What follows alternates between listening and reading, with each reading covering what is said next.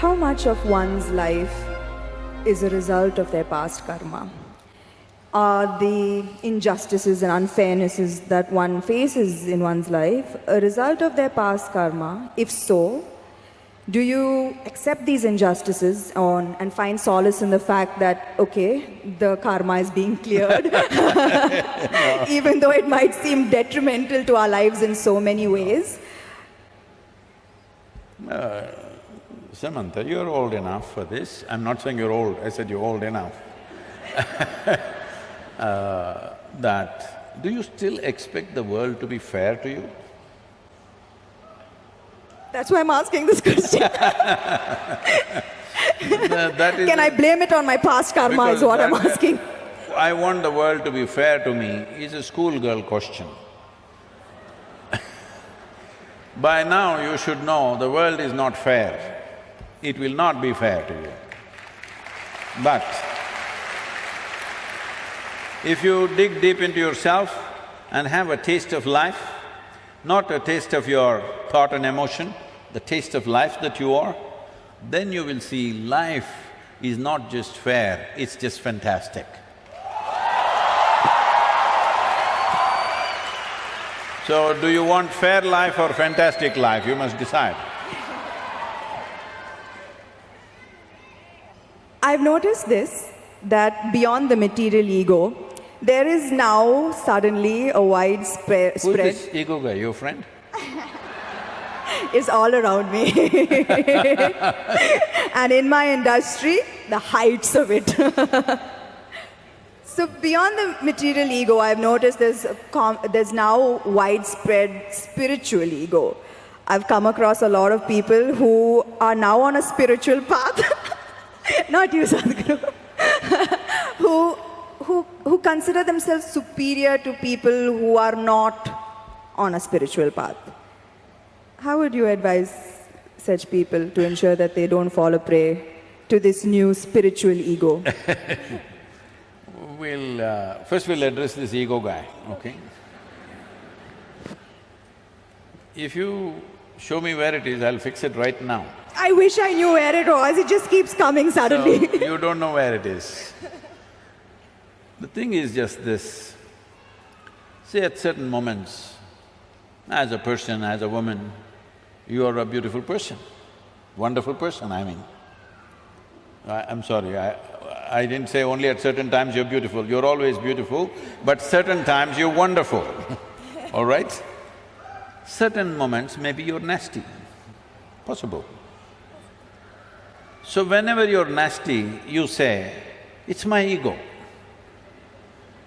Why don't you say, it's me, I'm sometimes wonderful, sometimes nasty. If you see this, naturally nastiness will go down.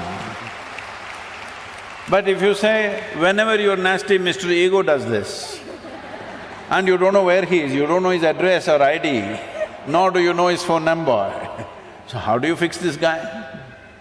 So everybody has this going in their life, because this is spiritual jargon without being spiritual is all over the place, particularly in India. Because we have, 15, 20,000 years of spiritual history, so we know all the words. We know what Atma, Paramatma, this one, that one, Ahankara, everything we know, words only. Words only, noted. So we can just throw words like this and confuse the Western population quite a bit. Because if you come here, they'll say Mukti, Shakti, this one, that one, all kinds of things. I know a lot of people who've gone and set up spiritual centers in the West, particularly in America, because they just know one chant, just one chant. Okay, Asatoma Sadgamaya, with this they run the whole thing. So unfortunately, spirituality, in some ways it's come there. It's come there because there is need in the society, there is not enough source. Because of that, people are manufacturing this here and there. This happened, a few years ago, 16 years ago. And I was in United States, and then somebody in the office, our office, told me, Sadhguru, did you know every day 100,000 people are typing out the word spiritual? I said, is that so? Type it out and see what comes out. Are we even there in the picture? They typed out spirituality. First thing that comes up is a spa in Mexico. You've been there.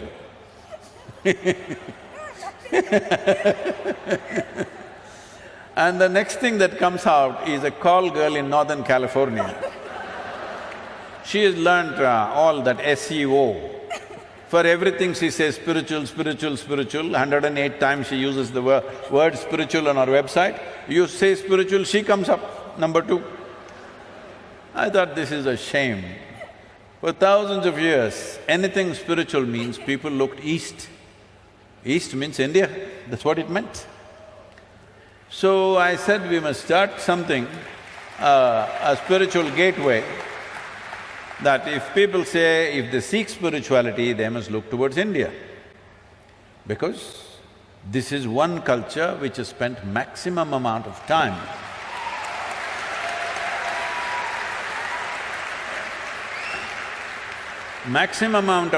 exploring human consciousness and the mechanics of what a human being is, how this functions on the surface and its very core. How does this function? What can we do about it? This has been explored. I'm not saying this out of my Indian origin, I'm saying this after looking at the world closely, that nowhere else has it been looked at like this. So, I said, we must start a spiritual gateway, India, the spiritual gateway. I must tell you this, till about 15 years ago, I had not met a single guru in this country. I just did not meet, I was just busy doing my own work. I never thought I had to go and look for somebody, I had never been to any other ashram anywhere. And then I thought, okay, let me make an attempt, then I started making phone calls. They all received my call pretty well, and then I started visiting some people and started putting together. We had one meeting with 125 gurus. We made this thing that nobody talks about their philosophy. You keep your philosophy, this is just a meeting. This is just about how to enhance your ashram or your yoga center, whatever you have, how to enhance the quality. We will teach you management, we will teach you branding, we will teach you how to make a website, we will teach you how to present yourself to international community. Your philosophy, we don't touch, you don't touch mine, I don't touch yours. You do your own thing. Because that is the beauty of this culture, that it can exist in hundreds of forms, thousands of forms, and it's okay with us. So when I went about doing this, well, I met many wonderful people, but at the same time, at least 60 to 65%, it hurts me to say this, I found that if I walk into an airport or a golf course, I meet better men than in the so-called spiritual centers. Because it's full of jargon, no heart, no depth, no profoundness, simply one chant, one nonsense, one philosophy that they read somewhere. It's going on like this. This needs to change. So to bring this profoundness to people, as people get closer to me, I get harder and harder and harder. Those who are very close to me, I am bloody cruel.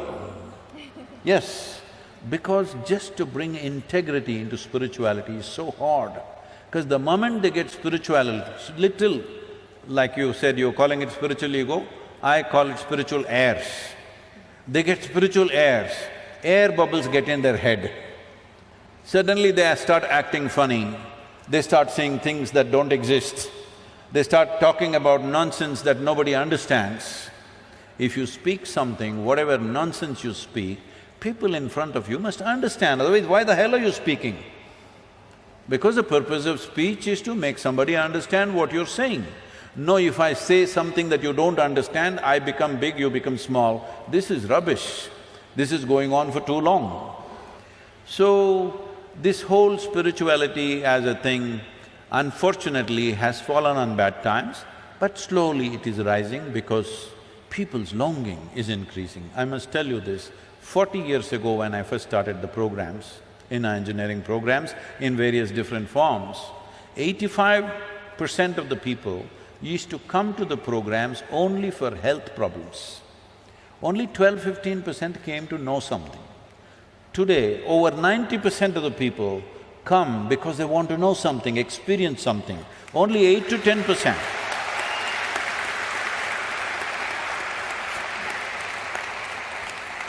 Only 8 to 10% are coming for health issues, which is a significant change in human consciousness.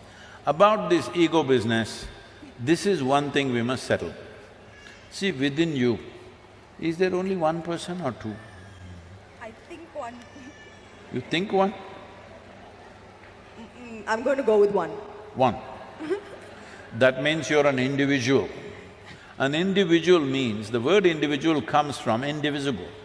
You're not further divisible, that's good, you're an individual. If you are two, then you're either schizophrenic or possessed, psychiatrist or exorcist. Either a psychiatrist or an exorcist has to come. So this is very important, everybody settle this, that don't talk about Atma, Paramatma, ego, this one, that one. You are an individual. What kind are you? Are you a wonderful one or a nasty one? Fix the damn thing.